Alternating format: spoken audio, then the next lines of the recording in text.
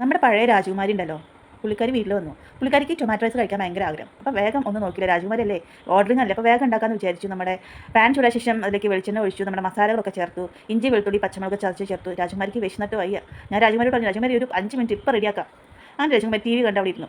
ഞാൻ വേഗം ഒരു സവാള 2 സവാള എടുത്തു, നന്നായിട്ട് ചെറുതായിട്ട് അരിഞ്ഞു നന്നായിട്ട് അതിലേക്ക് ചേർത്ത് കൊടുത്തു. പിന്നെ തക്കാളിയാണല്ലോ നമ്മുടെ മെയിൻ, ചോറിൻ്റെ മെയിൻ ഹൈലൈറ്റ് തക്കാളി ആയതുകൊണ്ട് ഒരു 3 തക്കാളി എടുത്തു. രാജകുമാരി അടക്കം നോക്കുന്നുണ്ട്, ഷീസ് ഓക്കെ. അങ്ങനെ നമ്മുടെ തക്കാളി ഞാൻ അതിലേക്ക് ചേർത്ത് കൊടുത്തു. ഒരു തക്കാളി ഞാൻ ചെറുതായിട്ട് അരിഞ്ഞതും മറ്റേ 2 തക്കാളി ഒന്ന് മിക്സിയിലിട്ടൊന്ന് കറക്കി എടുത്തു കേട്ടോ. അതിനുശേഷം നന്നായിട്ടൊന്ന് വഴറ്റിയെടുക്കുക. ഞാൻ നമ്മുടെ റൈസ്, അതായത് ബസ്മതി റൈസാണ്, അത് ഞാൻ ഓൾറെഡി കുക്ക് ചെയ്ത് വെച്ചിട്ടുണ്ട്.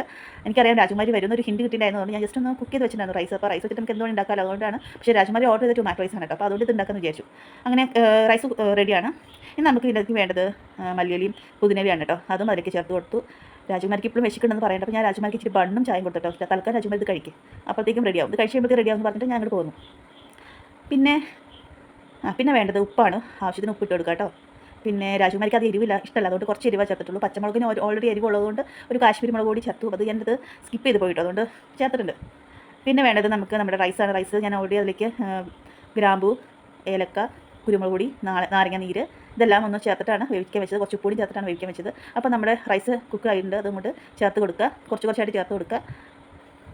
ഞാൻ സംസാരിക്കുമ്പോൾ ചെറിയ തപ്പലൊക്കെ ഉണ്ടാവുന്ന ക്ഷമിക്കാം കേട്ടോ. പിന്നെ ഈ വീഡിയോ ഇഷ്ടപ്പെട്ടിട്ടുണ്ടെങ്കിൽ ലൈക്കും ഷെയർ സബ്സ്ക്രൈബ് ചെയ്യണം കേട്ടോ. ഞാൻ രാജകുമാരിയോട് പറഞ്ഞിട്ടുണ്ട്, അവിടുത്തെ കൊട്ടാരത്തിലെ ആൾക്കാരോട് പറഞ്ഞിട്ടൊന്ന് സബ്സ്ക്രൈബ് ചെയ്യാനായിട്ട്. രാജകുമാരിയോട് ഒന്ന് റെക്കമെൻഡ് ചെയ്തിട്ടുണ്ട് കേട്ടോ സബ്സ്ക്രൈബ് ചെയ്യാനായിട്ട്. നിങ്ങളൊന്ന് സബ്സ്ക്രൈബ് ചെയ്തോളൂ കേട്ടോ. അപ്പോൾ നമ്മുടെ റൈസ് ഇങ്ങനെ സ്റ്റെപ്പായിട്ട് ഇങ്ങനെ ഓരോന്ന് ഇട്ട് കൊടുക്കുകയാണ് കേട്ടോ.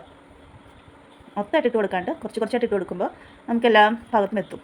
ഇനി വേണ്ടത്, രാജകുമാരിക്ക് നെയ്യ് ഭയങ്കര ഇഷ്ടമാണ്. രാജകുമാരിക്ക് മാത്രമല്ല എല്ലാവർക്കും ഇഷ്ടമാണ്. അപ്പോൾ കുറച്ച് നെയ്യും കൂടി ഇട്ട് കൊടുത്തു. പിന്നെ രാജകുമാരി സ്പെഷ്യൽ ഗസ്റ്റ് ആയതുകൊണ്ട് എന്തെങ്കിലും ഒന്ന് വറുത്തിട്ട് കൊടുക്കണമെന്ന് എനിക്ക് ആഗ്രഹം ഉണ്ടായിരുന്നു. വീട്ടിലാണെങ്കിൽ ഒന്നും ഉണ്ടായില്ല. പിന്നെ ഉള്ളത് കുറച്ച് എന്താ പറയുക, പൊട്ടുകടല ഉണ്ടായിരുന്നു, അതും കുറച്ച് ഒന്ന് വറുത്തു. പിന്നെ ഫ്രിഡ്ജൊക്കെ ഒന്ന് തപ്പിയപ്പോൾ കുറച്ച് ബദാം കിട്ടി, അപ്പോൾ അതും കുറച്ച് അതിൻ്റെ ഇട്ടൊന്ന് വറുത്തെടുക്കാമെന്ന് വിചാരിക്കാം കേട്ടോ. എന്തൊക്കെയാണ് രാജകുമാരി തന്നെയല്ലേ, നമ്മൾ നന്നായിട്ട് ട്രീറ്റ് ചെയ്യണമല്ലോ.